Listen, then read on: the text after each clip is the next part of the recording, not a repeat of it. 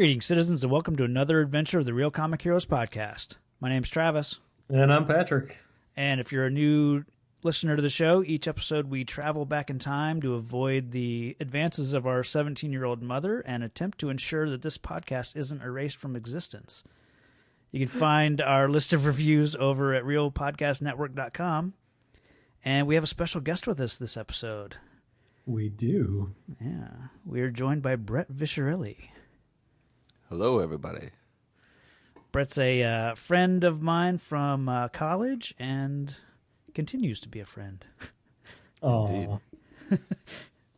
All right. So, speaking of looking back in time, with your days hanging out and boozing around at college, I think we're here for a very serious movie. Oh, yes. It's one of the most serious. Yep. It stars a famous young Coast Guard by the name of Marty McFly, who travels back in time and then back to the future, if you will. Ooh. Even though it's really back to the present. And not even the present, like 5 minutes before he left. It's very confusing. I've gone cross-eyed. Wasn't he actually gone negative 10 minutes? Yeah. Yeah. Yeah, it's like Back to the Future, question mark. That's really more the sequel, I guess. Yeah. Although it's not Back to the Future, it's... Don't try and get around the phrasing of Back to the Future. I guess it's future from a past standpoint. I mean, Doc says we got to send you back to the future. So from his point of view, from a certain point of view, it makes sense. This is Doc's movie. Okay, I got it. Yeah, exactly. This is what you're in store for. Yeah, Constant confusion. Time travel. Yeah. So you got some taglines for us? I certainly do. Got 7 of these bad boys. Jeez. Yeah. All right. Hit Here us. we go. Got this is a UK version. He's the only kid ever to get into trouble before he was born. Okay, I've never heard that one. Yep. He was never in time for his classes. Then one day he wasn't in time at all. Although he was in time. So again, I'm confused. Okay. 17-year-old Marty McFly got home early last night. 30 years early. What? Wow. So like that's a dad joke version of the tagline. Is that really a tagline? Okay. And he was never in time for his classes. He wasn't in time for his dinner. Then one day he wasn't in time at all. Yeah. Yikes. Doesn't get better. Marty McFly's having the time of his life. The only question is, what time is it? Jeez. Yeah, this is brutal. Okay, meet Marty McFly. He's broken the time barrier, busted his parents' first date, and maybe botched his chances of ever being born. It's a little wordy. Yep. All right, Marty McFly just broke the time barrier. He's only got 1 week to get it fixed. Yeah. A lot of crap. I think we've run out of time for the taglines section. That is it. Oh, good. That is it. Yeah. Okay. I'd say the best one, he's the only kid ever to get into trouble before he was born, is probably the least wordy. Yeah, it's not bad. But in my heart, it's 17-year-old Marty McFly got home early last night. 30 years early. That's a good one. Yeah. Again, not the greatest taglines. So, Brett, now's the time for your question. What's your history with Back to the Future? Well, I guess I've always watched the movie. I grew up watching it. I can remember watching it at every stage of my life, like Star Wars. Okay. But it's one of those. It's Star Wars and Back to the Future. Like those are my childhood movies. Right on. So it's like kind of grown up with it, and it's always. Oh yeah. So has it changed for you, like seeing as a kid, and then now seeing as in your 30s? Like, is it a different movie, or is it just like pure nostalgia? Like always. I think it's pure nostalgia. It still holds up for me. I can't. Yeah. It seems if it came out next week, it'd be the same movie. Yeah. Right on. Patrick, what about you? Yeah, pretty much similar. It's always been there. Yeah. Much like herpes. No. Wait, let's go back to that. What? Damn it. Yeah, it's just always been there, but it's as I've gotten older, I've gotten more out of it and gradually more and more creeped out by the mother-son relationship. See Terminator episode for further details. But yeah, it's like something I have on in the background, like if I'm like doing something mundane, like dusting or cleaning or folding. It's just something good to just have on while you're doing something really lame and boring. Yeah. Right on. What about you, Trev? You know, pretty similar. It wasn't like always a go-to movie to throw on. I probably didn't own this one. I don't think until, I don't know that I owned this until very recently. Like, What? yeah, it was. I mean, because it was always a fairly readily available movie. I mean, somewhat it was on TV enough that when it was on, I might see it, and then that would like tide me over for a while. Like I never owned it on VHS. Never bootlegged it, taped it off TV. No, but it was still always there, you know, because I think it was just always on, you know, TNT or some other channel, like, you know, often enough that it was never too long between seeing it or whatever. So I definitely grew up with it, but it wasn't one I watched a lot. But I mean, we'll get into it at the end. You know, I've always really enjoyed it. So I'm wondering if they don't. I wonder if they run Back to the Future like during New Year's Eve or something, like mini marathon kind of thing. Yeah, that could be. Yeah, I found my copy. I found my copy in the $5 bin at Walmart. Yeah. What? Walmart. Actually, all three movies. Nice. Bundled together for $5. No, $5 each. I paid 15. Oh, that's not right. They're not all created equal. See, Back to the Future 3 is the one that I definitely saw in theater and then watched a lot. I don't know why that one was. Really? I watched that one a lot also. Yeah. At my dad's house. That's the only one they had on VHS. Okay. And I might have had that one on VHS. I don't remember. But, yeah, I think we're all basically in the same area as far as it was just always there. And So, want to get into some act breaks? All right. So Act 1 ends with Marty arriving in 1955. And Act 2 will end with, or I guess Act 3 will start with Marty arriving at the town square to We call it the clock tower. arrives at the clock tower, The town square, Jesus. Well, it is. It's square. It's the clock tower. I mean, it's not really. Let's be honest. It's not really a clock tower. It's the courthouse. There's a clock on top of the courthouse. God, I hate this movie now. Nothing makes sense. There's no truth in this art. Yeah, my whole life. All right. So Act 1. Yep, we're there. So I definitely want to start off by talking about how much of this movie I never really understood or I didn't fully realize everything that they were setting up in Act 1. Act 1 gives us just all this information that we're going to need for Act 2, Act 3, but like I never noticed that Doc lives in this shitty garage cluttered with like trash and past due notices. Like obviously, you know, it's a little eccentric with all the clocks and stuff on the wall, and then you get the kind of the scene with the preparing his breakfast and the dog food, like that kind of stuff. But they established, like with a newspaper clipping on the wall, that the Brown family mansion burnt down, which is then why Doc is, you know, I guess lives in this garage. Yeah, I always thought it was because of like trying to fund his time machine. Like he just squandered his money. Yeah, he said he spent his entire family fortune, right, realizing his dream. in a little bit in Act One, things can be a bit obvious and foreshadowed, like the clock tower being, the whole the lady with the save the clock tower kind of stuff, and explaining that 30 years ago, and so there's a lot of like little things like that are almost overly foreshadowed.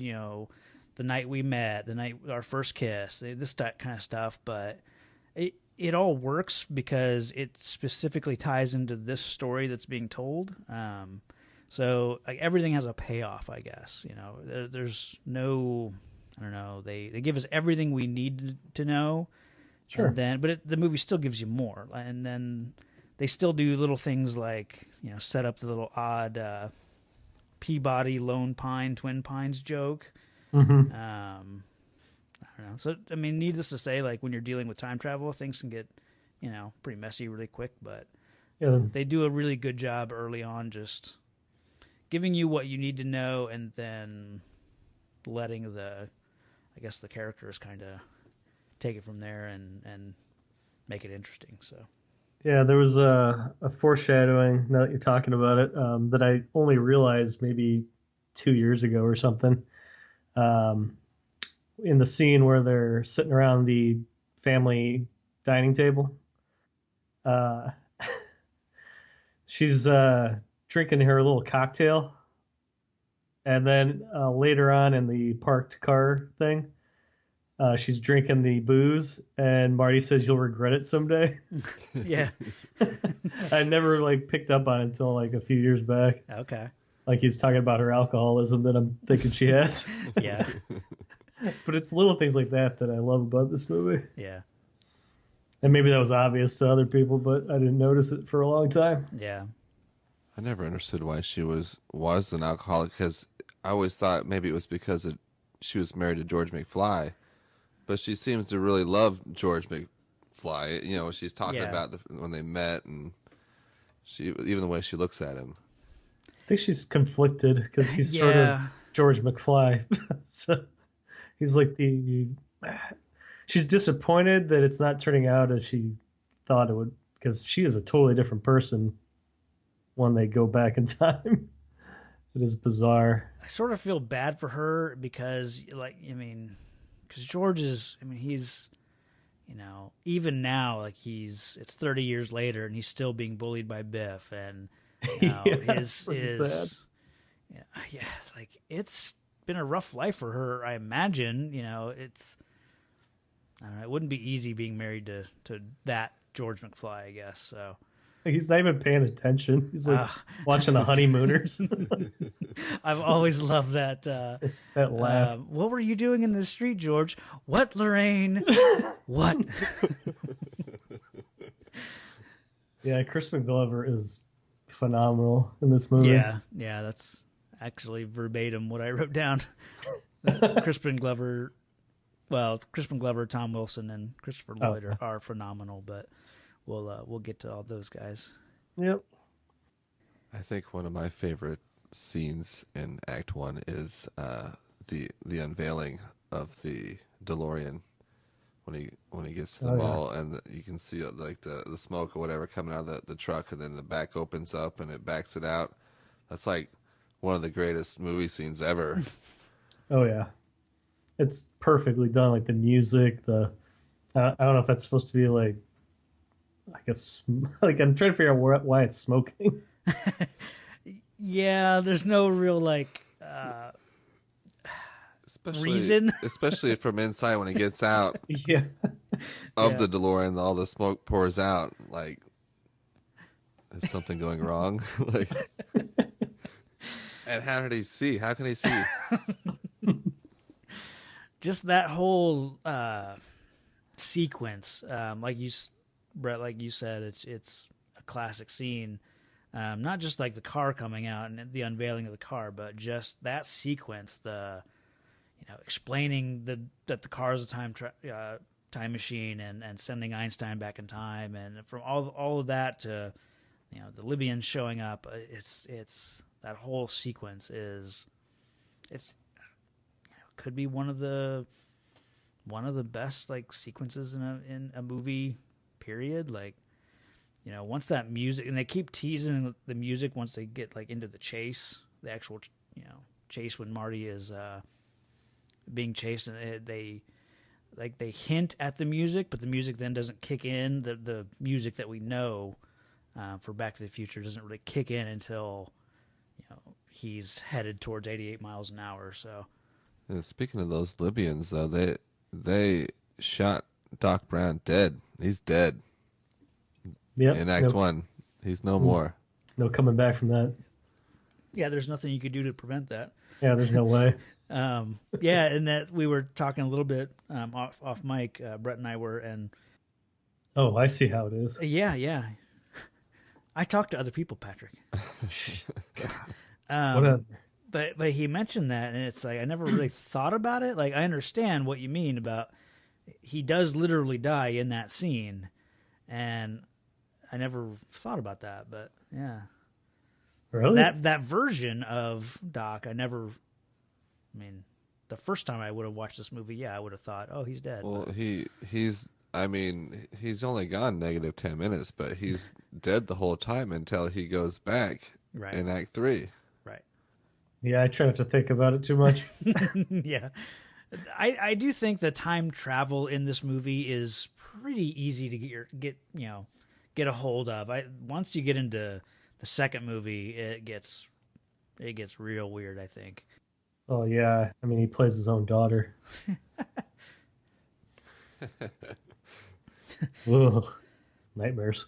That kind of leads me into something that I just noticed. Okay. It's around that scene. It's where Doc wants Marty to film. Oh, yeah. Now, if I'm not mistaken, this is his first attempt time traveling, right? Yes, or is it just the first time with a dog or an animal? Yeah, I mean, sending Einstein was he even says, like, you're the first time traveler? The world's first time traveler. Yeah. Okay. So, yeah, this is all happening for the first time this night. Okay. I wasn't sure if he'd sent the car on and done it, like, without anybody in it. So, okay. Because the sheer amount of balls that guy has to bully Marty into lining up right in front of the car. I love that. Marty tries to get away. The smart thing to do. Yeah. And Doc pulls him back into place where they narrowly escape death and flaming tire tracks. Sure. I love the look that Marty, or when Marty's like stepping away with the camera and Doc looks at him like where are you going? He's like, what the hell? Get back here. Well, that's like this. I mean, favorite looks. As far as like favorite looks go, when Doc Brown says, about Peabody, like, he had this crazy obsession with breeding pine trees, and he kind of looks off into the middle distance, like bug-eyed and just bewildered, and then just like shrugs it off and then goes about what he's doing. But I just love that, like, suddenly he's struck by, well, this place used to be pine tree or used to be farmland, and it's just this weird little non sequitur, like just weird little moment of reflection that Doc has about what the past used to be and all this stuff. It's God, he's great. I just find it odd because Marty only knows him as a mad scientist who has wacky ideas. Yeah, and he's basically trusting that this one crazy ass invention is going to work and not run him over at 88 miles an hour. Plus, Doc's explanation is when this puppy hits 88, you're going to see some serious shit. It's not the most scientific of explanations. He does say, if my calculations are correct. Yes. Let's fucking hope so. Yeah. Yeah. No, that was just something I thoroughly enjoyed watching. I never really paid attention before. Yeah. And kind of going back to my first point about just never understanding, like, what was all set up in the first act, like even down to when Marty shows up to school. Obviously he's late, he's trying to sneak in or everything. Like even the school is like everything in Hill Valley, or I guess is Hill Valley the town as well. Yeah, because he's in Hill Valley Lion Estates. Okay. Everything in the town is just real shitty. There's graffiti everywhere. Even I noticed this time, like, there's graffiti on the entrance to the school. Like, as they, Jennifer stops him from going in, and she takes him around to the back or whatever. And as it pans away from the entrance to the school, there's like, you see some of the graffiti on the wall, and it says like smegma is one of the words.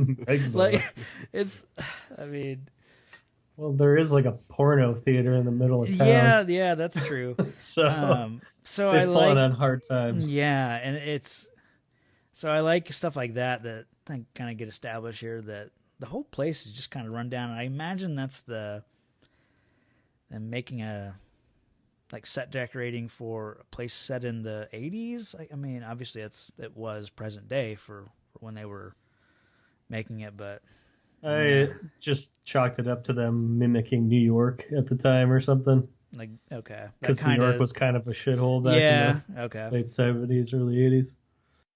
And I noticed the age makeup, like even Strickland looks really old. Like he has like this rubbery skin around his neck and like a little bit maybe around his eyes. And then I started to notice, once you meet Doc for the first time, I never realized before that they actually apply like old, age makeup to the 1985 Doc, that I never realized as a kid that he's obviously 30 years older when you first see him. So I never noticed the makeup then, but it stands out a little bit more now, probably just because of the higher quality now. It's easier to notice things like that. But so I'd like to at least give a little bit of props to the hero of the film, Biff. Okay. Awesome entrance into this film. It's like the perfect introduction to his character. My insurance? It's your car. I want to know who's going to pay for the, what was it, beer I spilt on my shirt or whatever the hell it was. Pay my dry cleaning. Yeah. When that jerk hit me, I spilled beer all over my... It's like, you didn't tell me there was a blind spot.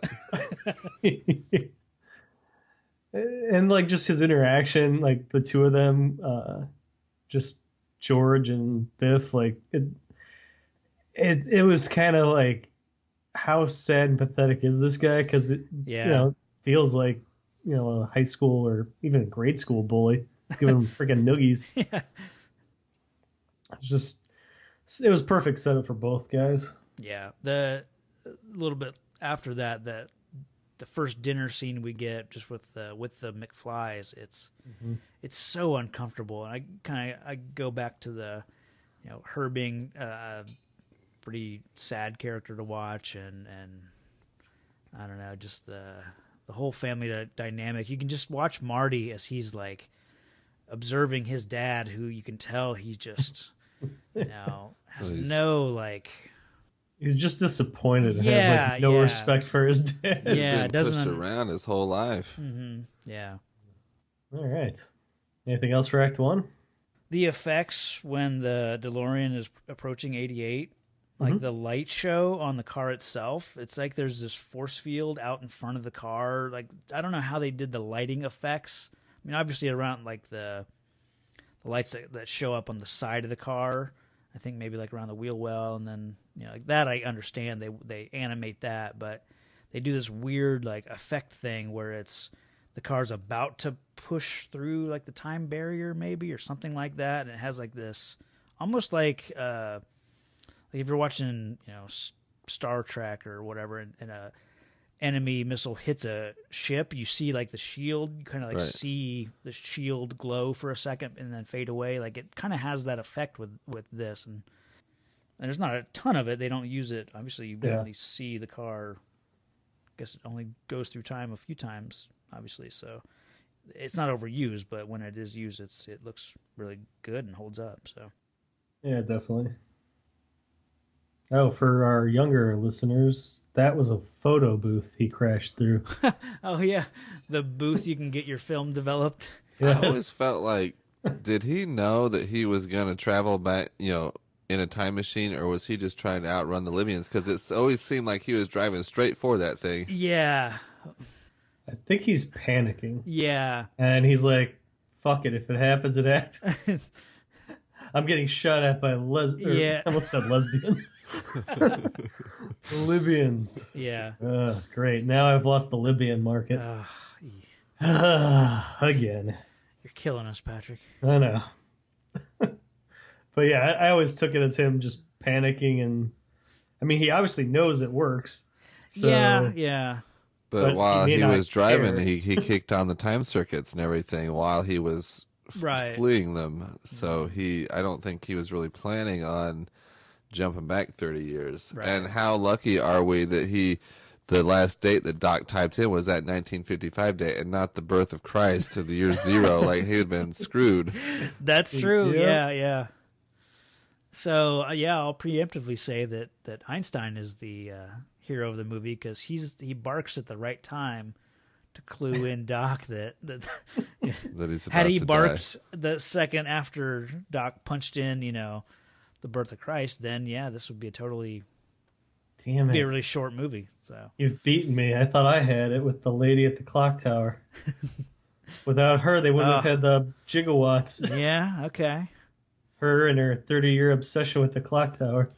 See, that's one of those things. I mean, this isn't one of my points, but I wish we would have seen a younger version of her, like 30 years in the past. I was thinking about it, and I really think that she is one of the heroes because without her and her flyer, we wouldn't know when the lightning was going to strike. But it's really Jennifer who wrote her grandmother's phone number on the flyer. true. That's the only reason he kept it.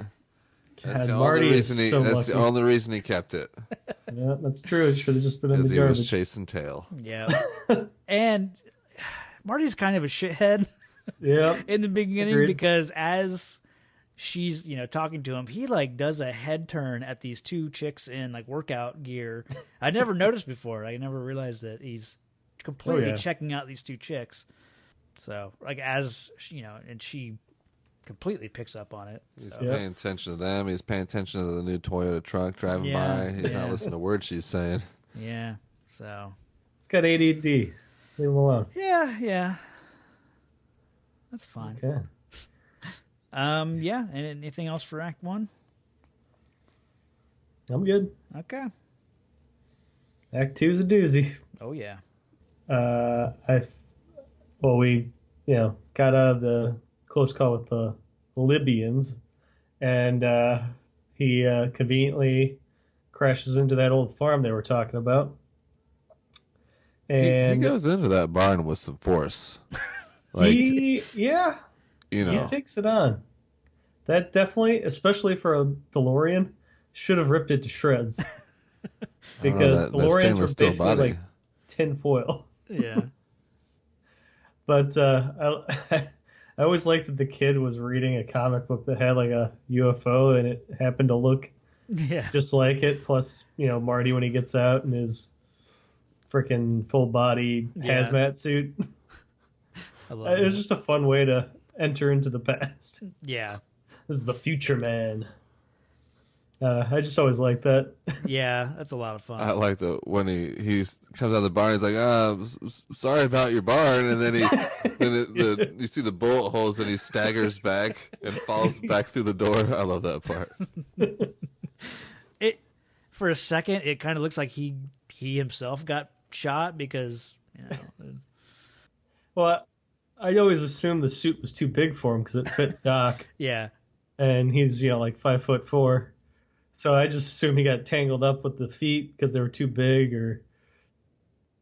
Yeah, that is a great second opening of the movie as far as or I guess the opening of Act 2, just that entrance in the barn and that basically being shot at is really nice. And then you get the payoff with the him hitting the pine tree and everything. That obviously then later we get the real payoff with the Lone Pine Mall or whatever. Oh yeah. So.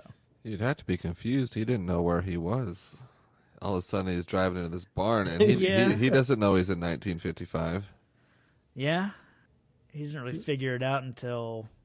Yeah, what was it? The Sandman music clues him in on it. No, I mean I think he figures it out. Once he's. He drives by. Well, he gets the newspaper. He gets the newspaper out of the trash, and he sees the date. After he drives by his neighborhood that's not even built yet. Yeah. God. And the crazy old lady that won't let the husband stop and talk to him. That one, yeah, that's kind of freaked me out. Just the way she's like screaming, like I don't even can't You really can tell the look on his face. He's like, "Jeez, just stop.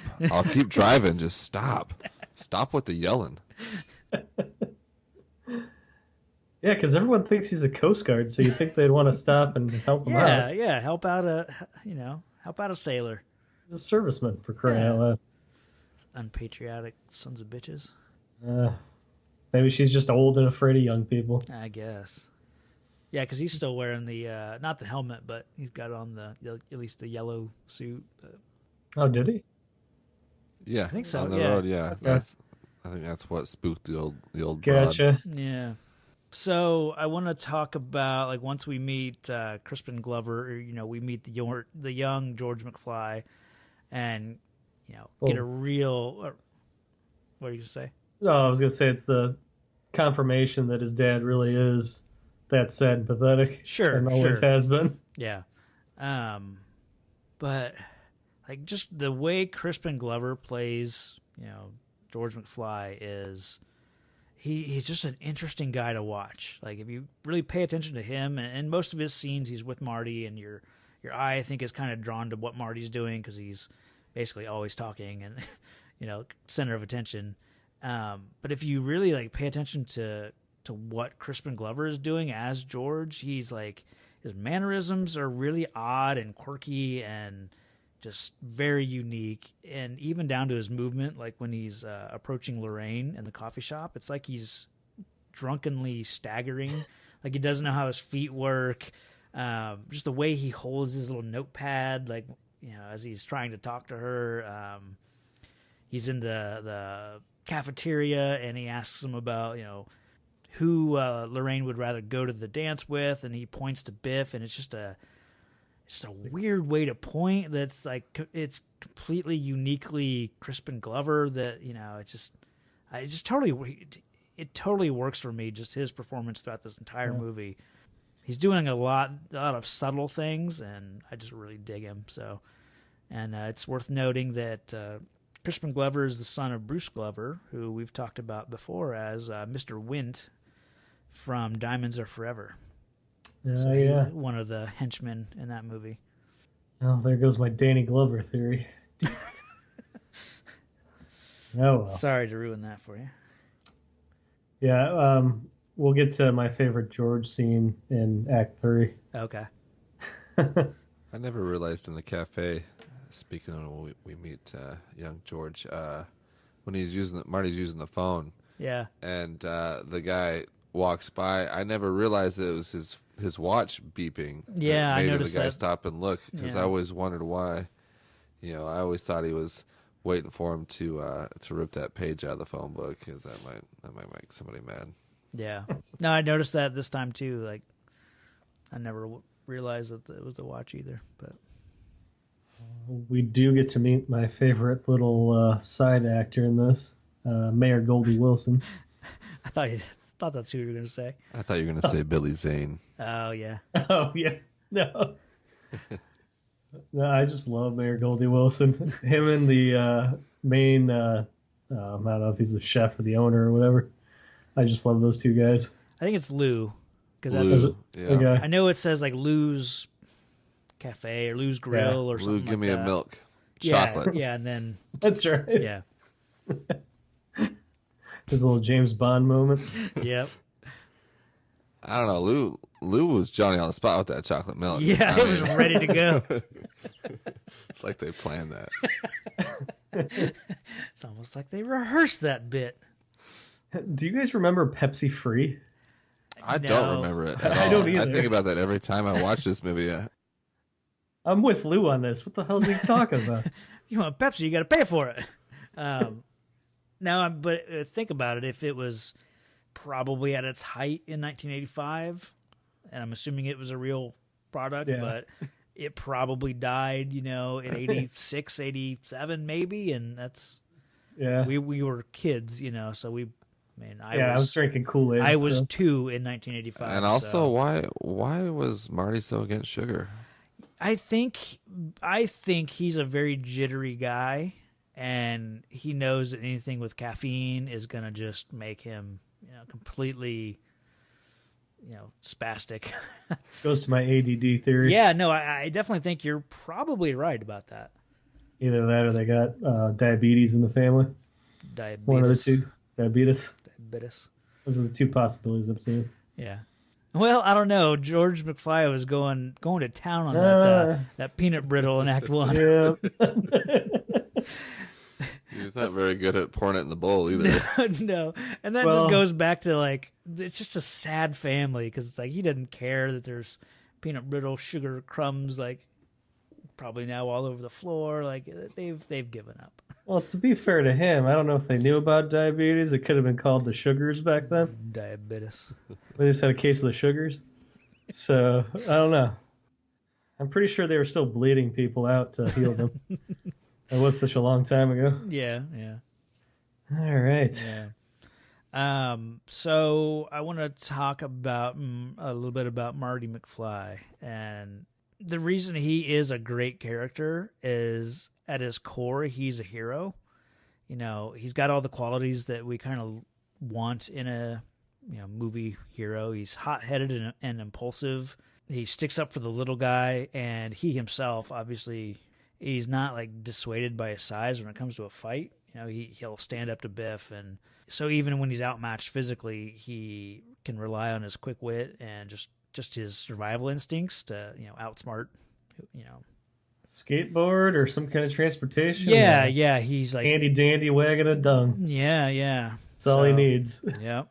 So then on the flip side of his good qualities, I guess, he's also a flawed hero. He's very narcissistic. He kind of doesn't think the rules really apply to him, just based on how he interacts with Strickland, and he doesn't mind going to Doc Brown's house and destroying the amp. That was going to be my next thing about he shows up, he cranks this whole thing and just destroys his I don't know what the speaker was for, but yeah, just completely destroys it. He turned up all the knobs. Yeah. He turned everything all the way up. Up to 11. So yeah, just he has no real regard for other people's, stuff, but yeah, I don't even think he was really friends with his band either. It seemed to be more about him and his career. Yeah. Or at least that's how his old lady was talking about it. Yeah. She's like, Marty, you're really good. What about those other guys? The pinheads. The pinheads, whatever. Yeah. Speaking of, I love the fact that Huey Lewis is judging his own song, version of his own song. Right. Yeah, I don't think I knew about that until maybe around the anniversary, recently. Yeah, that was... You're just too darn loud. Yeah, I had no idea that was him. Yeah. So yeah, what the hell were we talking about? Oh yeah, Marty's flaws. Yeah. Well, that and the whole chicken thing sort of. Oh yeah. Becomes a flaw as the movies progress. Yeah, I don't think we get that too much here, but yeah. Kind of goes to his hot-headedness. Yeah. There is, when he punches Biff in the cafe. Mm-hmm. That's the last little bit of Eric Stoltz in the movie. You just see it for a split second. You don't even see it when the actual split second shot of him punching Biff in the face. That's a leftover shot from Eric Stoltz. Is it really? I didn't notice that. Huh. I mean, you can basically just see his clothes. I mean, you wouldn't even be able to tell it unless somebody told you. I just watched a documentary the other day. They were talking about that. Nice. That's weird. Yeah, I never noticed. Yeah. So I want to say they did 6 weeks. Yeah. And I read today that it was even Stoltz said I don't think I'm right for this role or whatever. It was getting. They said he was too intense. Yeah. It wasn't playing off the comedic stuff. Yeah. Like they wanted him to. So we want to talk about the uncomfortable relationship that forms. I suppose so. I like that before that, though, we get to see, Marty gets to witness that his dad is just this, pervert peeping Tom. Like, so he already probably has a pretty low opinion of his father, but now he gets to see like what he does, what literally brought him to that point, you know. So it calls into question the fact that George McFly changes so much just from one like night of a punch and a shove. He like completely transforms into what he becomes in the future, which is a suave book author or whatever. Sure. Yeah. Because I mean, they're nowhere near the same person. No, but I mean, I guess it kind of goes to what confidence can do for you, you know. Yes. So yeah, so you want to talk about the uncomfortableness of... Well, I mean, I think the part that's the weirdest is that Marty comes up with this plan to basically sexually assault his mom. Yeah. So that George can save the day. Yeah, but he screwed up his own existence within like 10 minutes of being in 1955. He had if he wants to continue to exist, it's time to pull out the big guns and make sure he gets it done. Like, he's obviously uncomfortable with his mother from the beginning. You know, in 1955, like, he realizes it's her, and she realizes it. I mean, I think he realizes that she's kind of into him, but she's none the wiser. She doesn't know why would she think at 17 or whatever that this is her son from the future? Yeah. Like, so I don't feel like there's a weird relationship at all, really. There could have been, like, he could have taken it that way, but he didn't. So that's one of the reasons he's a hero. See, I just think it would have been easier if he just started a fight with her rather than try to make it with her in the car. I mean, like, start shoving her. Just like yelling at her, telling her, you know, so I don't know. I'd go that route before I went with, you know, good girls don't like it when guys take advantage of them. I mean, I don't know. It just seems like an odd go-to. Yeah. And I'm glad Doc couldn't have come up with something better for him. He had a lot on his plate. Yeah, as far as like the well, he had to build all those models. Yeah, he had a lot. It was a crude model, but I mean, it wasn't even a scale. Let's be honest. I mean, no paint. I mean, nothing. You know. The whole time, I'm just like, there's got to be a plan B to this. This can't be it. Well, I don't know what I wrote down later in the movie is just how fantastic the writing is, because I was so wrapped up in the time travel aspect of it. Like, when he meets Doc, you know, meets the younger Doc and everything, and is explaining the time travel and everything. Like, I kind of forgot that. I mean, obviously he had interacted with both of his parents at this point, but it slipped my mind, I guess, that there was a problem then that he had to fix. Like, he didn't think it was a big deal. And I guess I also kind of, you know, you get sucked into actually just watching the movie, and it's like, oh yeah, a big part of this movie is like Marty has to fix, you know, his existence, and like it's a great way to split up the duties as far as like, you know, Doc has to focus on the time travel aspect of it, and then, you know, it's obviously on Marty to get his parents together. And somehow I just kind of forgot about that was essentially the A plot of the movie. I mean, getting him back in time kind of takes a back seat in this act anyways. That's really what's most important in the second act is him fixing his own mistake. And that's why he had to pretend to grow up his mom, because he had to make his dad the hero. Well, she turned the tables on him. Yeah. So, which is kind of great. Like, I mean, how can you plan for that? Yeah. Well, and again, they set it up really nicely. Like, his mom is giving Marty's sister a bunch of shit about, like, you know, calling a boy, and then you find out that she's just a big hypocrite. Right. Drinking, smoking, and parking. Like, that's you know, he's like, it's Jesus, straight up you smoke too? You sound like my mother. Yeah.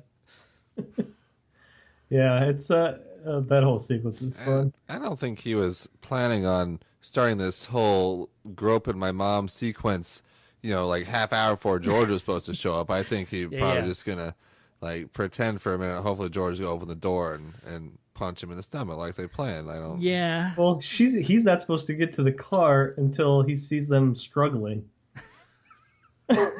Yeah, So he's it's pretty gotta do some work. disturbing that. Yeah. I mean, I'm glad the way it turns out, where he talks about like being nervous and knowing what you have to do, but when it comes down to it, it's just you can't follow through or go through with it, and so I like that. He can't make the moves on his mom. Like, obviously, it's a nice way to spin it, because no one when you're building up to this, it's like, I don't want to see the. So it's nice that they flip it so that she becomes the aggressive one. Yeah, kind of like you were saying, he doesn't have that urgency while his siblings are disappearing.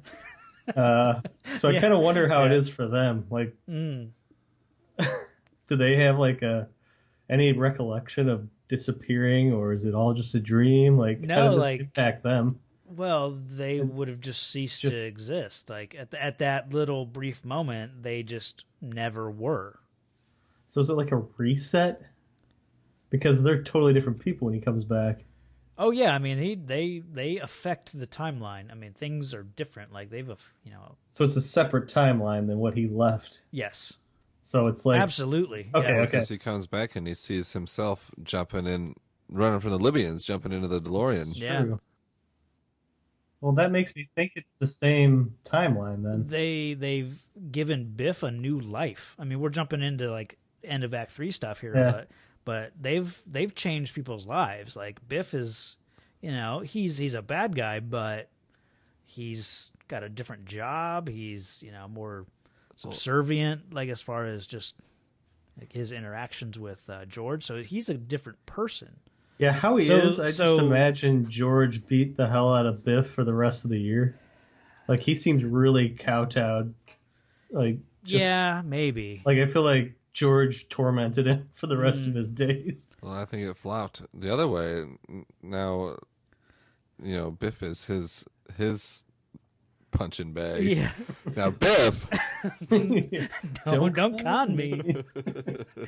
Well, and if you start thinking about that, go down that path, think about Biff in Old Man Biff from the future.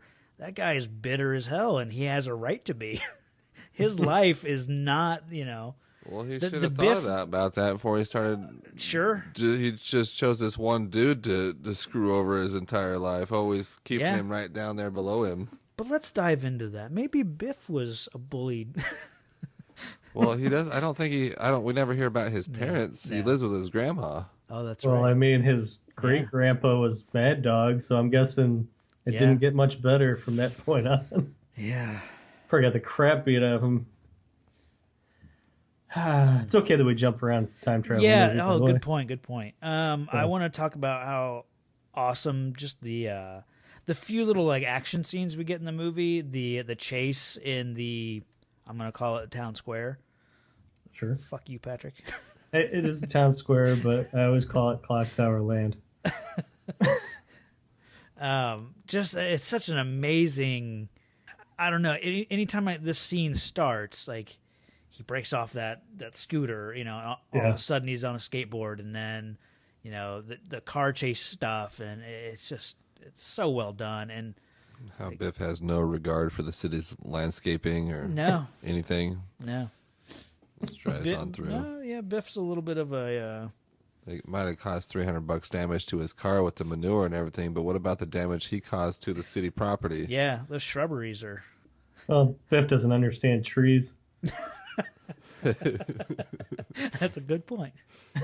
It's a good point. Yeah. Don't you make like a tree? Get out of here. What does he think a tree is?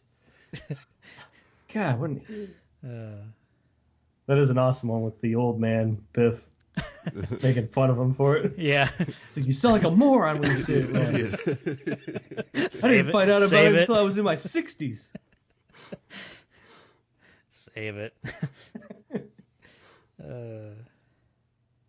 Yeah, this is a hard movie to talk about because it kind of is, where things go. We've talked a little bit about, the Marty and Lorraine scene in the car, but this movie takes a seriously dark turn when it's, Biff and Lorraine. Like, obviously he pulls Marty out, and that whole situation now gets amped up because it got turned from a setup to look like a hero to actually being the hero. George, as far as that whole scene goes, because he thought he was just going to fake punch Marty in the stomach to look like the tough guy, when he actually had to be the hero here and save Lorraine from getting assaulted by Biff, because Biff lives by no rules. And it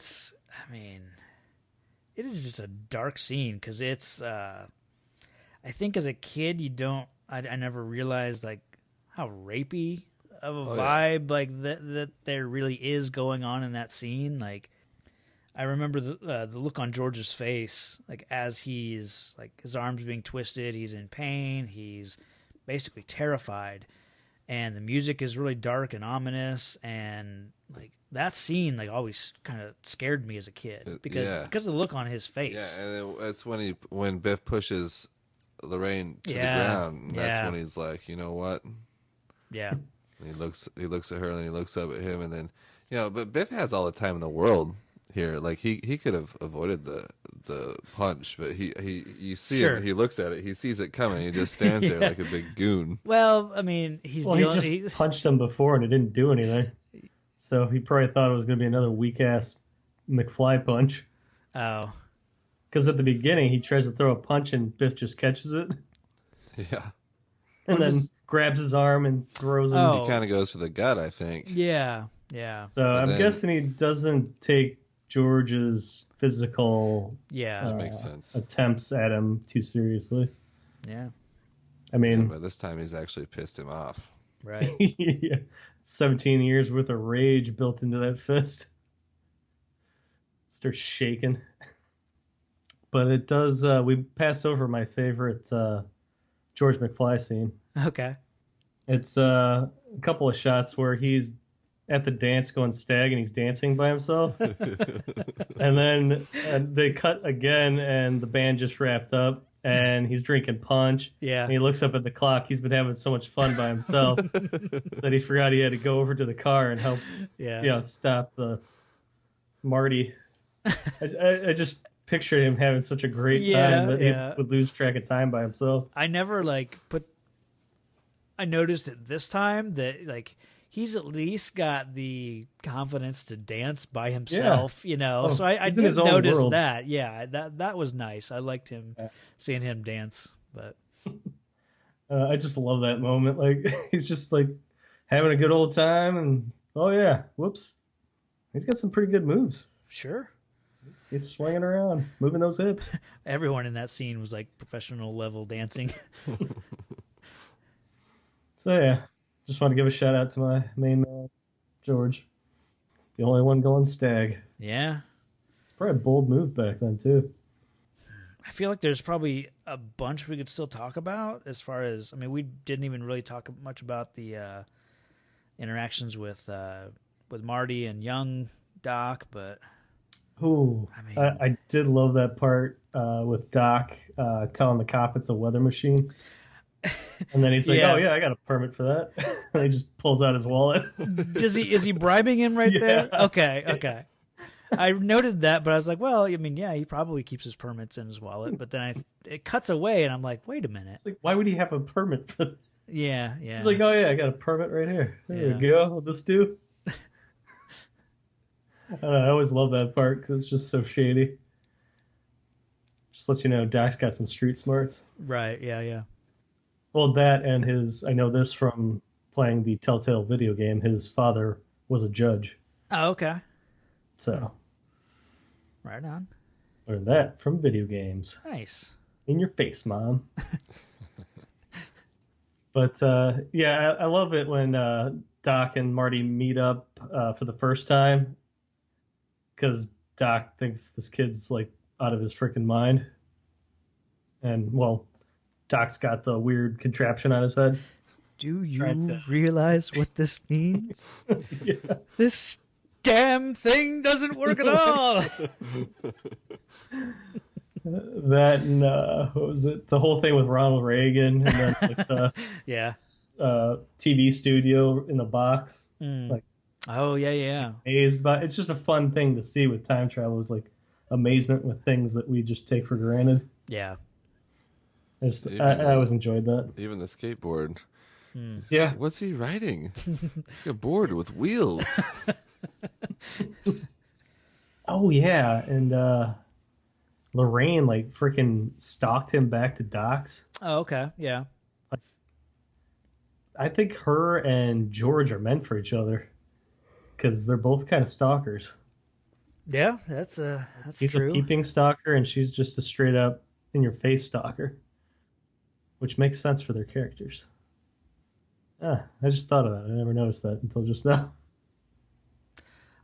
It's a little scene, but I love the scene earlier in the act when Marty basically sits down for dinner with the Baines, Lorraine's family. Oh yeah. Something about it, just I love the interaction between the mom and the dad, and like, you know, he just wants to watch TV. He's like visually annoyed that people around him are talking because it's like this is the birth of eating in front of the TV, you know. Yeah, he doesn't even. Every time he talks, he doesn't even look away from the TV. Yeah. Who the hell is John F. Kennedy? He's oddly just like George. Yeah. Like he's looking at the honeymooners and like not paying attention to anyone around him. Yeah, he's an idiot. His parents are probably idiots too. You ever have a kid like that on the Sonya? And of course, Uncle Joey. Yeah. Another foreshadowing. Yep. That is, just throughout this entire movie, just so many nice little bits. And it had no need to be there either. No. And that's kind of why I was thinking at the beginning of the movie with the Save the Clock Tower lady, like it would have been nice to see her either. I don't know. Maybe it would have been too much, but just something with her, you know, not graffitiing the like somehow like abusing the clock tower, you know, just somehow, I don't know, the opposite of the way she is obviously in 1985. Either that or she was there that night and saw everything happen and went to a mental institution. Ooh. Yeah. There you go. Completely destroy her. Yep. Way to go, guys. Ugh. Save the clock, destroy a woman. Hope you're happy. I've always liked it. You can see, I guess we're getting a little ahead here, but when he's trying to send him back to the future and he's trying to reattach the cable and the big chunk of the ledge falls off. Yeah. And then you can see that again in 1985 when he's back. I always liked that detail. Because it wouldn't have been broken in the previous 1985, right? Yeah. Right, because when you can see it when he's sitting there talking to Jennifer before she writes on the flyer. Yeah. You can see it in the background, and it's solid. I noticed that last night. So I was distracted by the fact that it says Department of Social Services. Like, they've added letters, you know, in sometime between 55 and 85. It's like that's what this building is. And then those letters just aren't there when he comes back. So little anomalies in the time. But I mean, I don't really have anything else for Act 2. Yeah, he does a horrible whitewashing of Chuck Berry. Yeah, we didn't even talk about the dance. I was just thinking about Marvin Berry. Yeah, I was thinking we were splitting the acts, you know, before the. Yeah. Then this movie kind of then portrays Chuck Berry as a copycat. Sort of. Yeah. Like he stole an entire song from this dude at a school dance. Yeah. What a douche. And what are the chances that he would play that song for Marvin Berry? Could have been like Cat Scratch Fever by Ted Nugent. That one might have been a little too much for 1955 crowd. What was that other weird ass song of his? Wango Chango or whatever the hell it's called. I don't know. It's even worse. Yeah, because he definitely 1980s up the end of that. Oh yeah. I read that he learned to play that song. Oh really? Yeah. he's obviously not singing it. Yeah. But Yeah.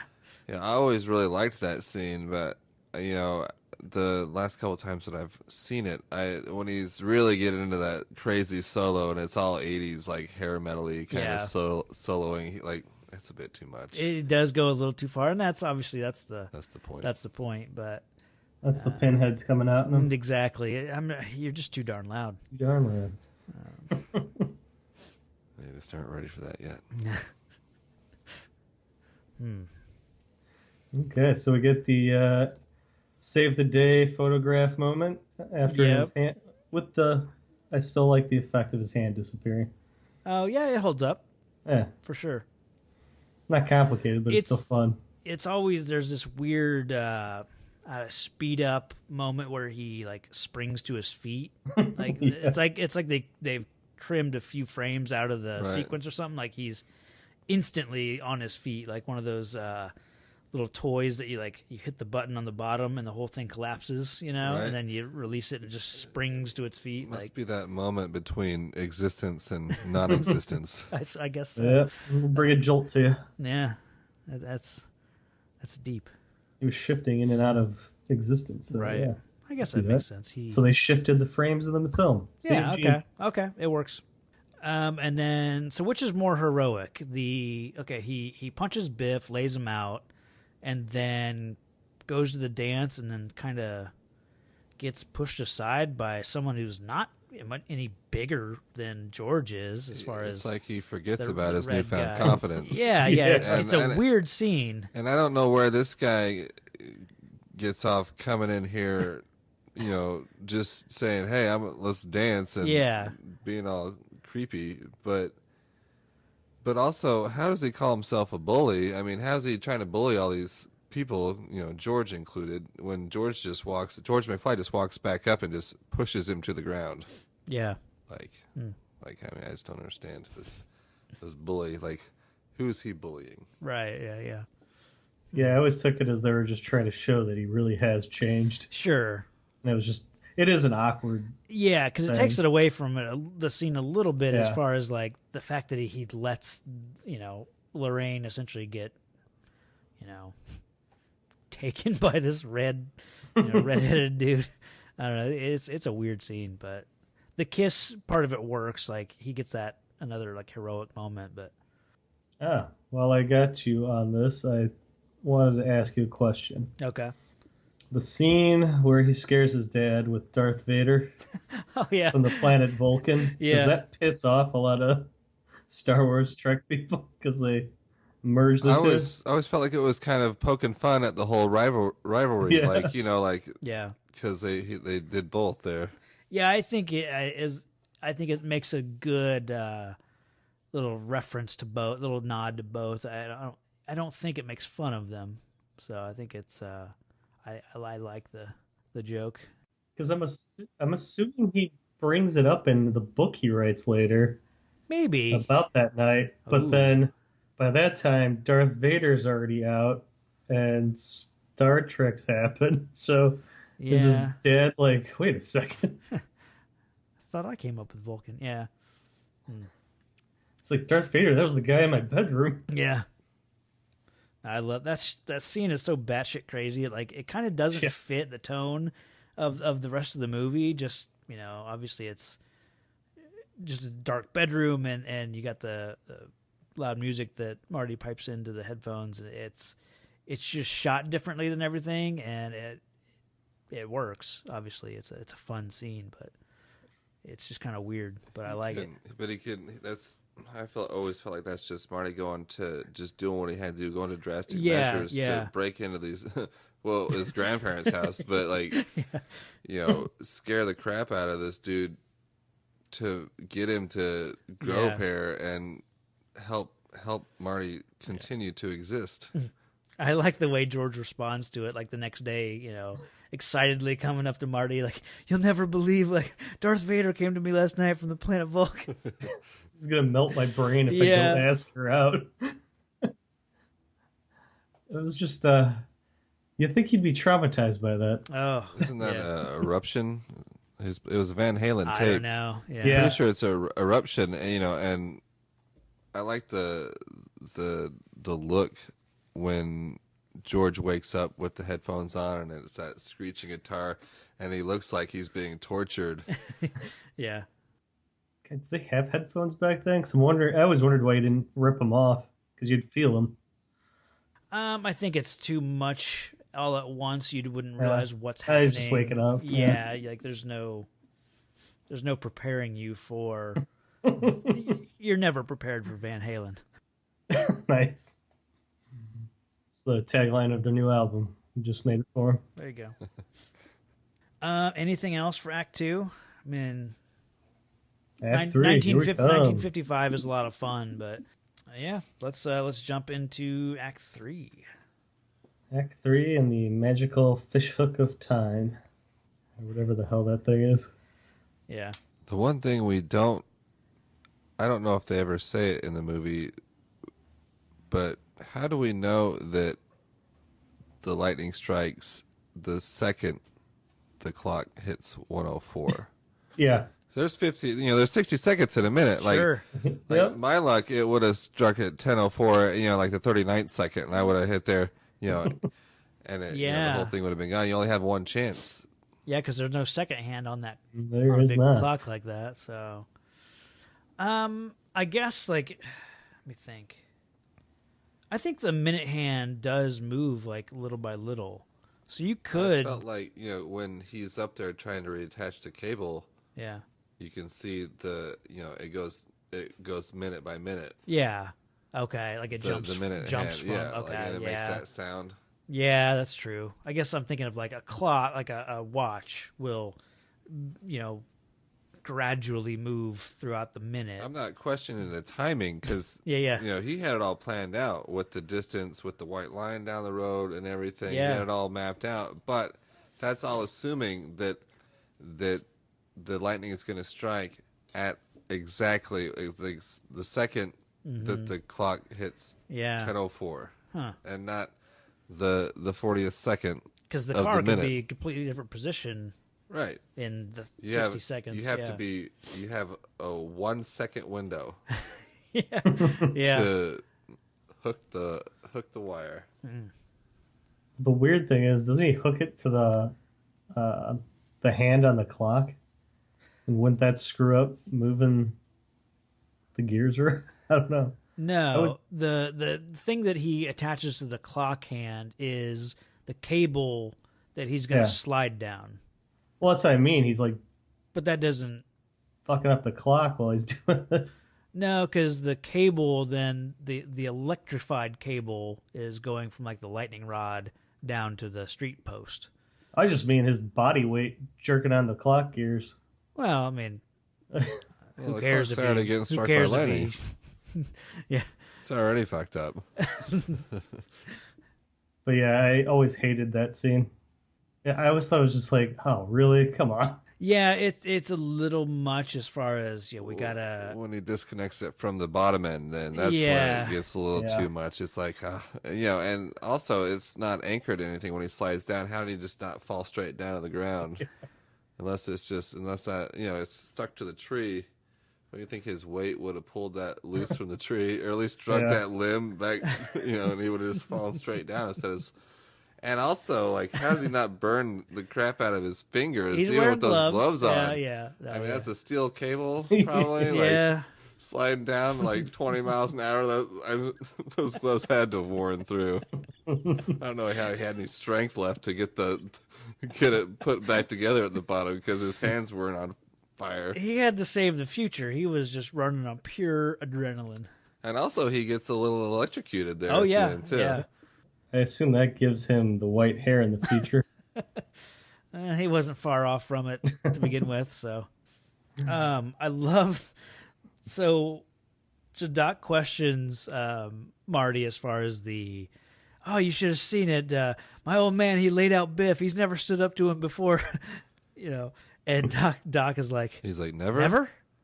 And has that like weird look. One of those looks. Like shrugs it off because it's like, there's no time to deal with that. So we'll just, it'll be, it'll just have to be what it is. And I always thought it was like a look like, like, oh, that changes things a Yeah, little bit. totally. But maybe not so bad. Right. He's like, oh, well, I won't notice. Yeah, exactly. Like, well, that's a problem for someone else.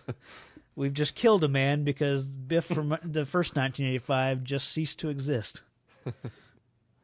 Yeah, he's lucky they still decided to have 3 kids.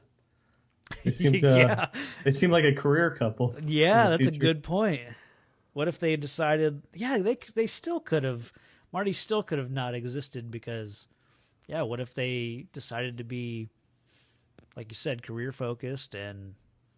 They kind of reminded me of Todd and Margot from Christmas Vacation. Yeah, a little bit. They've definitely got that yuppie, Posh and yeah, fancier vibe to them. No, Margot.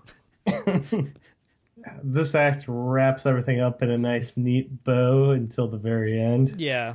thanks to some credits. But I would have been fine with this being the end of the movie. How do you mean? Just the... There wasn't a continuation thing. Oh, sure, yeah. Like, it's a solid standalone Oh, yeah. movie. It's just weird that I don't think it originally had that to be continued, did it? It definitely when it seems first like came something out? they could have tacked on the last, in reshoots or some kind of... I thought they filmed it all together, They basically. Or filmed did they 2 film and 3 two together. and 3 together? Yeah. Yeah. Because this was obviously out in 85, and then those 2 came out 89 and 90. Yeah. So, but filmed Jennifer back to back. changed a little bit. A little bit. It's like she was a whole different person. Yeah. I definitely I totally forgot that the car died when Marty returns in 1985. Like, I totally forgot. Like, obviously he builds in the extra 10 minutes that he'll need to save Doc and everything, and like as it's playing out, like I'm like, well, how does this end? Like for some reason, I guess it's just been a while since I've seen it. Like I couldn't remember exactly how it all played out, and forgot that the car died essentially, when he arrives in 85. So His plan doesn't work though. He doesn't make it back Right. in time to save Doc. Like he fails. but it's a good thing he wrote that letter. It's a good thing he decided to pick up the pieces, even though he Yeah. ripped it up on a windy, stormy night. Do we know why he only gave himself 10 minutes? Yeah, why not? Yeah, give yourself a little extra. I don't think he planned on the DeLorean dying. Yeah, Got hit by a freaking bolt of lightning. Like, you think a lightning strike right into the heart of the freaking car would not do it, Well, any favors? Well, the lightning went into the flux capacitor, Yeah. which gave it the power it it's needed. designed to deal with plutonium, so Okay. it can take a walloping. I don't think the Then lightning I have Exhibit B. Then it's a DeLorean, and it just ran into a movie theater. and it ran him. Yeah.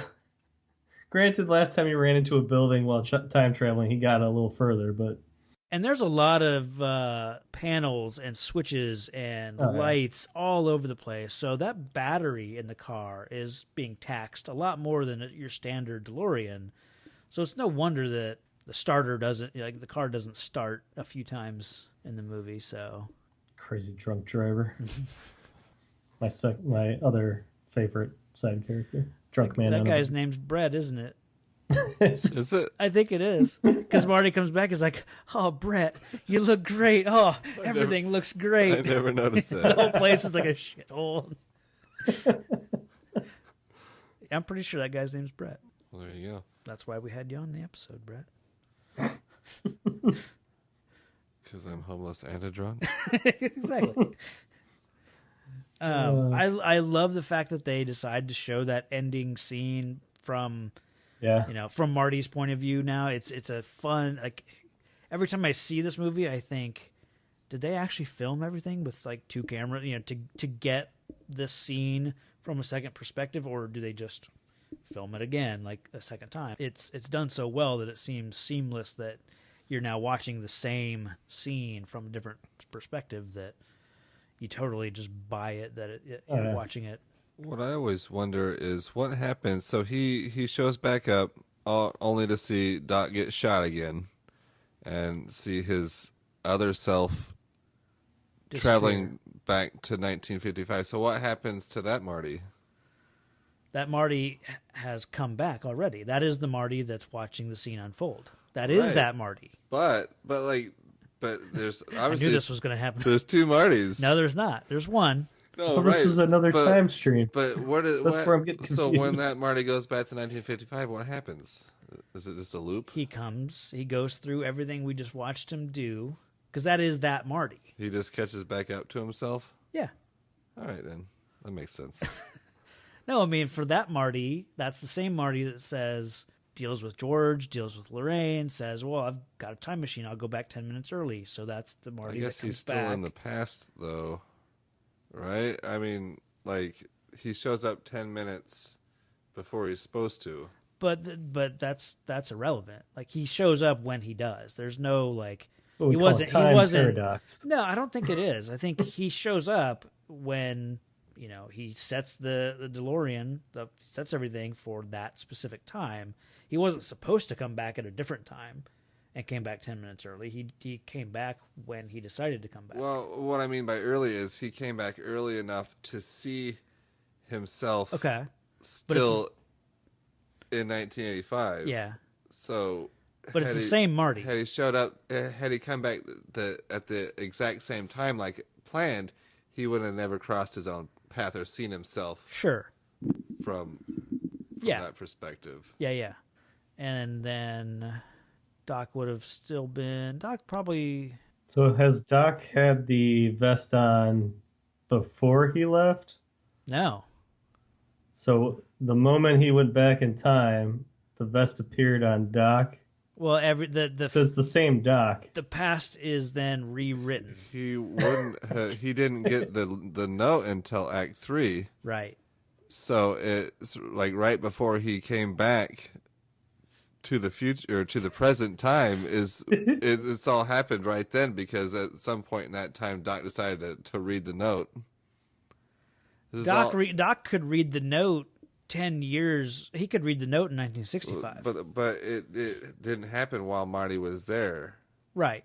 You mean That's what I mean. Like before he hits Marty traveled from 1955 to 1985. Yeah. And he was already in 1985 trying to get back to save him when, doesn't matter when he read the note, but he hadn't read it up until the point that he left and went back to 1985. Marty got back to 1985 under the impression that Doc never will have read that letter. Yeah. Okay. So time travel sucks. So it's it's like 1976, and Doc opens up this letter that he taped together but didn't read. Yeah. Maybe. Yeah. and it's like, shit. Well, now I need to get a bulletproof vest. Yeah. And I'll wear that. But right. And just hope they shoot him in the chest a lot. What if they shot me in the face? Well, that's a risk we were willing to take. Yeah, that's what I'm saying. You couldn't have found a better location to do this? Instead of just getting a bulletproof... How about avoid getting shot? Not still getting shot, but avoid it possibly killing you. I mean, you got to get that plutonium. I don't think he knows where he gets shot. No, he doesn't know where on his body he gets shot. That's true. So he's just banking on a bulletproof Marty vest. wasn't really that clear with the note. Yeah. He just said you're going to get shot. Yeah. So that's a ballsy move again, just to bring a vest. Yeah. For all he knew, I mean, it's a terrorist group. They could have, just tied him up and shot him like execution stuff. That's true. I guess he's just playing the odds that they'll just fire and aim for center mass. So the vest is the best protection. I don't know. And how do they find him anyway? Well, he's in the middle of a freaking mall, and who knows where, California. At 1:20 in the morning. Yeah. It's so weird. Unless they can track the signature of the plutonium or something with technology that may or may not exist. I don't know. It's a very confusing ending. You found a plot hole.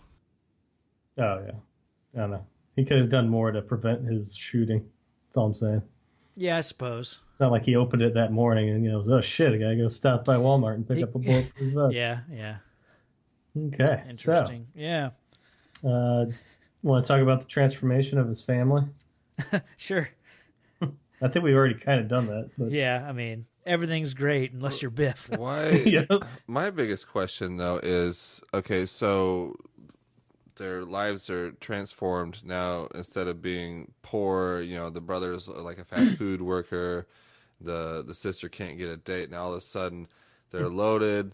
They have a nice. The house is really nice, and they're eating this fancy breakfast. And he's wearing a suit because he always wears a suit to the office. And the sister's got all the guys calling. I can't keep track of all your boyfriends. But why are these people still living at home? That's my question. Like, he's such a successful guy. He wears a suit to work, Yeah. and but yet they still live at home. Let's unpack. Well, this. it's the 80s and everyone's putting up facades, so maybe they're really not as great as they say they are. Yeah, And that they- could be. They apparently all still share this one car, even though it's a nicer car. It's a BMW. Like, no, because because Marty still thinks the car's wrecked, and he's like, and the brother's like, "What? When did this happen?" Yeah, he does say the car is wrecked. Yeah, it's a And good this point. is still the same house location, It is, right? yeah. Which is But like the house is just nicer. well, the whole neighborhood's nicer. Like So everything's great. Like when you see this Lion Estates the first time around, like there's there's graffiti on the Lion Estates, gateway or whatever. There's like leaves everywhere. Yeah, it's just an unkempt neighborhood. But this time around, everything's green. The houses seem nicer. I wish they kind of. I mean, we do see the center of town when Marty comes back, and it is still kind of a bit seedy. So not everything is pristine. Like.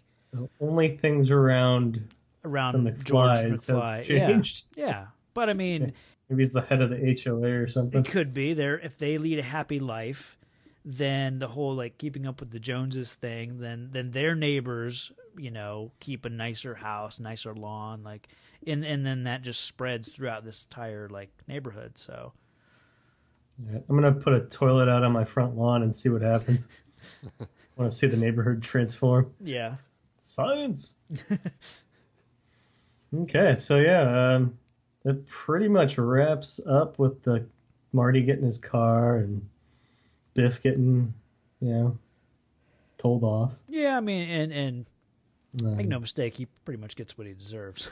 yeah, But yeah, I mean it's kind of dark when you think about like because that- by this time he's put in like what 30 years of this compared to 17 where he was on top. Well, but he was on top because he was always making George do his homework. He was always, making George then in the 30s, in the 80s, making him do his reports. So this is a Biff that doesn't have George to cheat and copy off of and forced to do his work for him. Yeah. So this is a Biff that is under his own, he's detailing cars because that's the line of work that he is able to get for himself without, But he's still a small business owner. Did it say Biff's? Yeah. Yeah. I mean, Okay. he's got his matchbooks. Right on. Yep. So, things could be worse for Biff. And I assume he was inspired to do detailing by the manure crash Oh, because he had to get his car detailed after sure. that. Yeah. That's a So- good point. I never thought of that. Yeah. So I think in the second one, they even talk about how he gets charged so much to get the manure out of his vehicle. Yeah. Because in Back to the Future 2, they kind of play what happened after that. Sure. Yeah. Oh, yeah. there was- They do have a scene where he picks up his car Yeah, because he and picks he's it like, how up much is Right. that? the night of the dance or whatever. Yep. Yeah. So he must know that you can make some good money detailing from that night. Sets him off. There you go. Nice. Okay. Any last... Well, do you want to talk about Doc coming back? Oh, yeah, of course. Sorry.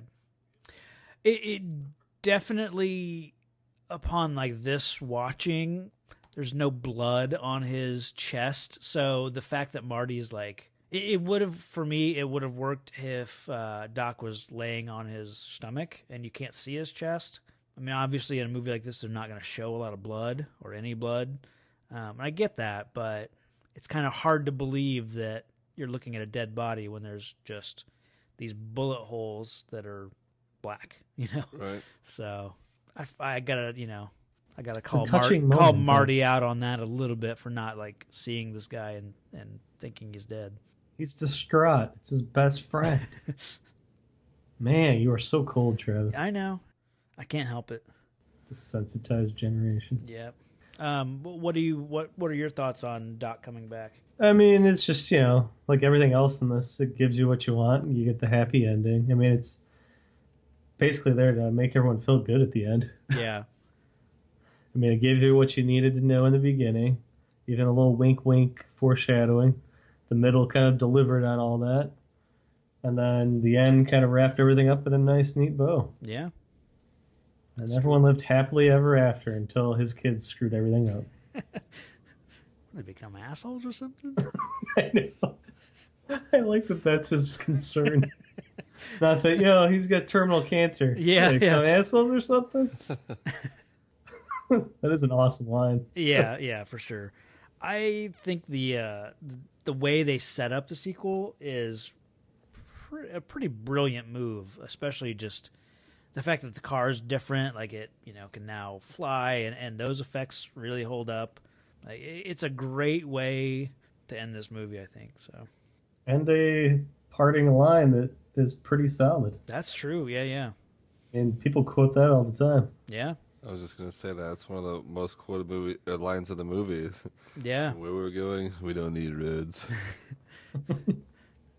It's funny because I think I associate this ending with Back to the Future 2 because they play this ending in that movie. I guess they must have reshot it with the new Jennifer, don't they? Yeah. But Back to the Future 2 does start with this ending, right? Okay. Yeah. So I think in my head when I'm watching this movie, I guess I just think it does end right there, with the happy family and all that stuff. And I kind of forget that the ending of this movie is in fact in this movie and not, you don't see it for the first time in the next movie. So the ending is the beginning of the next movie. Yeah. So it's a great way to do it. All right. Yeah, I don't really have any other notes. So, what about you guys? Yeah, I kind of summarized all the feelings of the whole movie. So, yeah. All right. So let's see. We want to talk about most heroic and most villainous. I believe there's a hero in all of us. I just finally know what I have to do. That keeps us honest. I'm here to fight for truth and justice in the American way. Gives us strength. You will give the people of Earth an ideal to strive towards. Makes us noble. And I know in my heart that it's right. What do you think, Brett? Well, I mean, there's the obvious choices. I think Marty saves everybody. I mean, he has to save himself. He saves his dad. He saves his mom. He saves everybody. He saves Doc Brown. He kind of rescues everybody. But, and obviously Biff being the villain, but he also plays a heroic role, I think, just because had he not bullied George so terribly, like George wouldn't have had anybody to stand up to realize his confidence in a way. So he kind of plays a role in helping George see that in himself, I guess. And also the old lady with the flyer, if she didn't hand out her garbage, we wouldn't have an ending to the movie. Yeah. And Jennifer make it worthy to hold on to. Right. Her dad interrupting them. Pulling her up in the sweet AMC Eagle, by the way. Yeah. If I would have seen my daughter making out with Marty McFly, I'd be a little bit more pissed than her dad. Yeah. He seems to take it pretty easily. It's like the ending of Breakfast Club when when they're making out. It's like parents don't have any problems with this. Like, hey, I'm right here. This is close. Yeah, come on.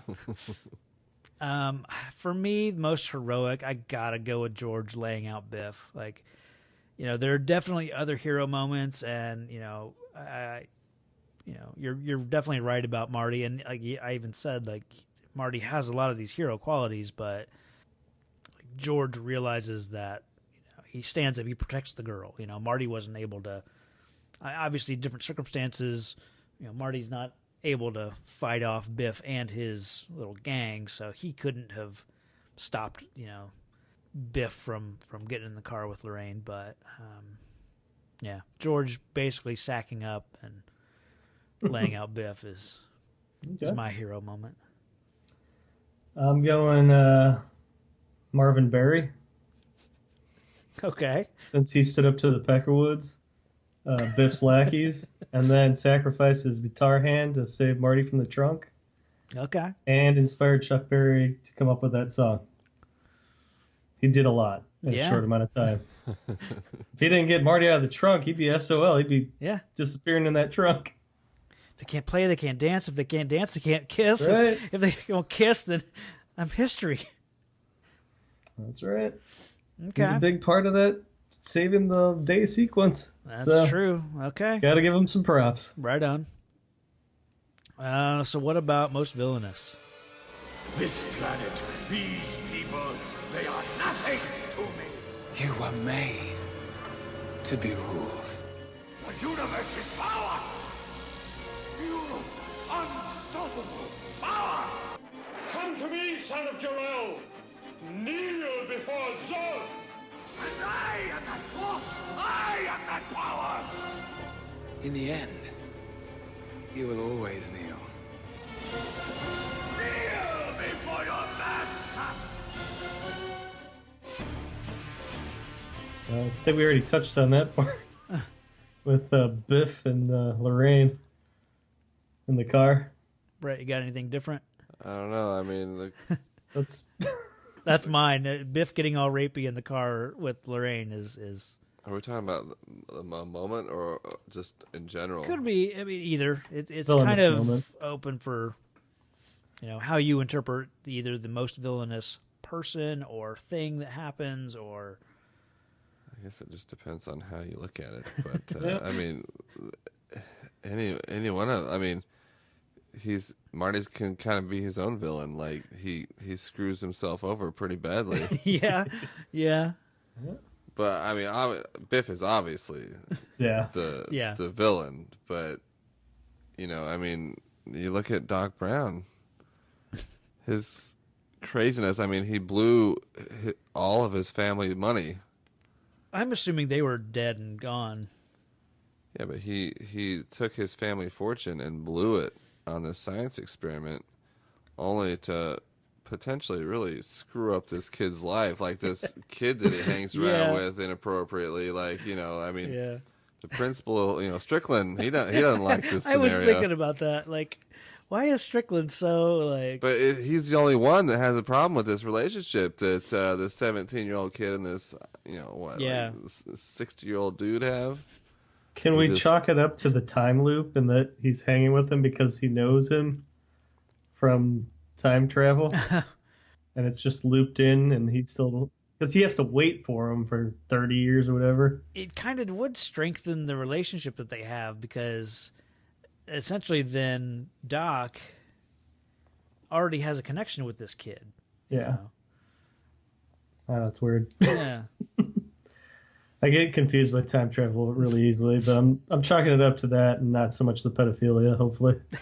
But he wouldn't in the first act. Correct. He wouldn't have had any connection to him. Aside from just whatever their however they met. Playing guitar together, apparently. I guess, yeah. I'm going to say time loop anytime something disturbing comes up in this movie. Yeah. Just going to say time loop. It's all good. For me, I'm going to put Biff's lackeys. I think it's like 3D Match and Skinhead. Skinhead, yeah. Yeah. Because they sort of take Marty and throw him in the trunk while their boss gets busy. I mean, that's not the... I mean, it's not as bad, but it's, standing by and doing nothing. I'm pretty sure they know what's going on. Right, yeah. He even says, like, what do you guys... This ain't no peep show. Yeah. They actually want to watch it. That's even worse. Yeah. They're pretty racist to the they're very band. racist. Yeah. Yeah, I'd never even heard of that term before this movie. Yeah. I feel like there are a few of them. Bunch of reefer heads. Oh, that's right. Like he calls them as spook too. Yeah. Yeah, I didn't understand any of that. No, as a kid, I think that definitely has no meaning, but because like 1950s. Yeah. To me, like it would have made more sense to call a Klansperson a spook because they look like ghosts in their sheets. Like I would think that'd be more like their derogatory term, but I didn't quite get it. But yeah, I don't need to get it. I'm good. Yeah, we're move along. There's a lot of things in the 50s I don't need to understand. Yeah. I don't think I'd ever want to go back in time. No? I think it'd be awesome. Yeah. I'd rather go forward. Find out what I'm missing out on because I'll be dead. The thing about... I can read a book and find out what I missed. Yeah, but the thing about going to the future that... I know I've seen this in like cartoons and stuff. If you leave now and go into the future, you cease to exist from this point until you show up. So unless everyone knows that you are going to the future, then all of a sudden your wife is saying, my husband never came home today. Like he's a missing person now. Yeah. And then so her life is ruined because she spends the rest of her life like searching for her husband. And then if you've got kids, then they're affected. And then if you know, you also just don't know the state where you don't know where you go. You don't know what you're going to come to. At least going to the past, you know what's already happened. You know something crazy didn't happen. You know, and you can go back safely to any year in the past. You know, I guess not any year, I guess, but just think about like the idea of driving a car into the future or the past. Like you show up. Who knows? There could be a kid playing in the street when your car like suddenly appears. You know, you don't know what you could be running into. Stop anyone in these movies. Not at all. Nope. He could have crashed into the house rather than the barn for all we know. Well, and who's to say let's see, do they go 30 years into the future? Yeah. 2015. So who's to say that in 2015, when they go to the future, this neighborhood isn't leveled and now there's a skyscraper standing right there and he's going into the side of a building. Like, you know. Yeah, it could be like a home for blind orphan children. Exactly. Yeah. So I think that's, the idea of a moving time machine is kind of a dangerous concept. Yeah, but equally a standing still one too. I mean, something could get built on top of you while you're traveling. Yeah, and that's what happens like in the H.G. Wells time machine. Yeah. Like he builds this, standing unit essentially, or not standing, but like a stationary thing, and things happen around it, but essentially it's well, left I'll just untouched. Make my or whatever. time machine with a viewfinder so I can see where I'm going to. Yeah. Done. Yeah. If I'm able to time travel, I can make a TV time travel. Right. That's why the TARDIS is so much better, because like it's it can phase through objects, that it can. Ah, yes. The great debate: Yes. Doc Brown versus the Doctor. Got to go with the Both Doctor. have their companions, and both have weird questions about those relationships. All right. So, where are we at? Do we want to do overall thoughts and ratings, or do we want to do your tomatoes? Let's do the. Okay, we got critics versus audience. Okay, so we'll make our guest go first. So, out of 100, what's my guess? Yeah, let's say 85. It's a nice number. It ties into the movie. Patrick? I'm going like 96. Oof. This is for the fans, not for the correct. Yeah. Correct. I'm going with 90. I'm going right in the middle. $1. That's how Price is Right works, right? Yeah. All right, and then the critics. So this okay. So what do you think the critics would rate the movie out of 100? Same. Oh. We'll go with 85. 85, Bob. 85 across the board. Yeah. Yeah. I'm gonna say an 88. I'm gonna go 98. 98. Okay. Yeah. So you think the So- critics like it better than the audience? Okay. I think so. It doesn't happen often, but Yeah. we'll see. All right. All right. Drum roll. We've got an audience score of 94% and a critic score of 96. Damn. Hey, So I was kind of close, 96 and 98. Yeah. It's pretty close to 94 and 96. Yeah. Nice. Certified fresh. I was kind of thinking it might be like a little higher than that, but doesn't guess that there's just some- go to show that everybody loves this movie? Basically. So speaking of that, why don't we give our overall thoughts and ratings out of 5? And again, we'll make Brett go first. So just overall, like thoughts and feelings of the movie. You know, basically just wrapping it up. I love this movie. I give it 5 stars, no matter what. I think that the story holds up, the special effects hold up, everything. You can watch this movie today and not really realize that it was made in 85 or whatever. Right? I just love it because it holds up. Right. sounds on. good to me. Yeah. Patrick? Yeah, 5. No duh. It's classic. I mean, I think it's going to last for quite some time with future generations, and it's like one of those movies you just have to watch. It's like up there with like Star Wars or Godfather or like all those. It's like a pop culture like important movie, I think. I mean, it's referenced in tons of things. So it's one of those important movies you gotta give a chance to if you haven't. Okay. I'm right there with you guys. I mean, it's pretty boring, but giving this a 5 as well, so that makes it I thought you meant the movie. 5. No, I mean, in the past, I've usually one of us is sometimes like the voice of dissent or whatever, but no, I don't have anything really negative to say about the movie. It holds up. You can watch it at any given time. You could set a kid down in front of this, and I mean, we watched it as kids, so there's stuff that kids can get out of it. There's stuff that obviously that adults can get out of it. There's a lot of humor. I mean, just the performances alone from Thomas Wilson as Biff, Christopher Lloyd, like just those guys are doing so much with these subtle little gestures and everything. Michael J. Fox is killing it. But no, just it all around, it's a perfect movie. So, Okay, I think it's right up there with Raiders. yeah, I think we gave that a 5. Yeah. Not too many 5. I think we both gave Alien a 5. Okay, We've had a few 5s, but yeah, it's a rare feat. So yeah.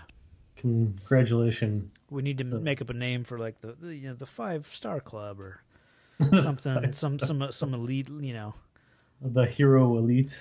Yeah. Okay.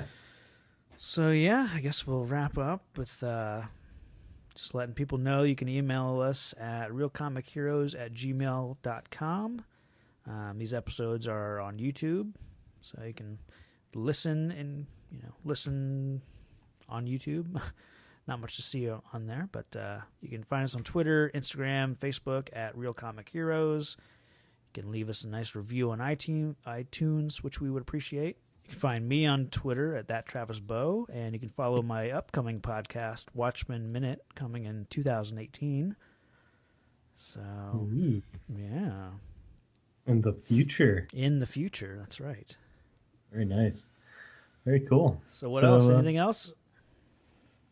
We got another fun film waiting for us. Indeed we do. Mad Max Beyond Thunderdome. Yep. Should be a fun exercise. Yeah. Well, all right. Brett, want to say thanks for coming on the show. I hope you had fun on your first podcast. Oh, yes. Yeah, you're our first celebrity, being the homeless drunk guy on the That's right. bench. So that's exciting. Yeah. Well, I appreciate that. All right. I think that'll do it for this episode. So Alrighty. stay safe out there, citizens. The world had been through a trial by fire, and only the greatest warriors and their deadliest enemies emerged from the flames. Who are you? Nobody. Mister, I can feel it. The dice are rolling. He was the one they called Mad. But he's just a raggedy man. But to those whose lives hung in the balance, Where's the waiting ones? Waiting for what? Waiting for you. he was the one they called Hero. Ladies and gentlemen, boys and girls, dying times here. Now, Mad Max is back in Beyond Thunderdome.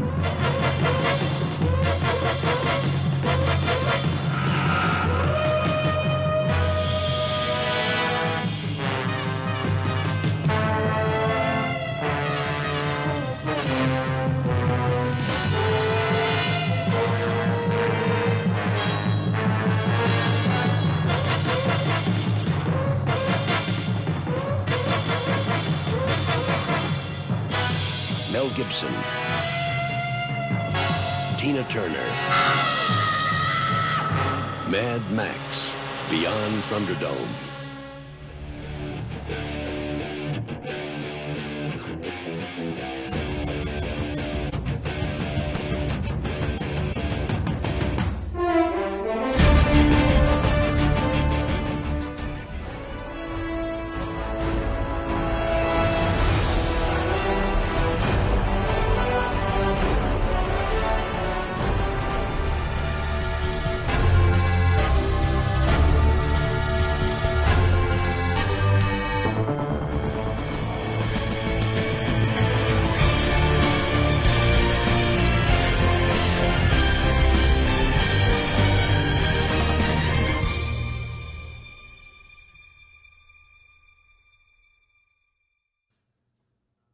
He's going to listen to this later. Yeah. Fuck That's the you, question. Travis. Fuck you. I have the editing power. The time he threw up on you in college. What's that? I'm assuming he threw up on you in college at some point. Not on me. I have seen him barf a couple times. Yeah. That first, back in, I guess it was 07 when the Colts won their first Super Bowl that year. We watched it and we got hammered, and they had that Ford Focus and he barfed out the window. That was a good times. Yeah. Classy. It's because you smoked a cigarette, right? Wasn't that what made you barf? I feel like that's what it was. Maybe. I don't remember smoking that night. You were that drunk and you're like, give me a cigarette.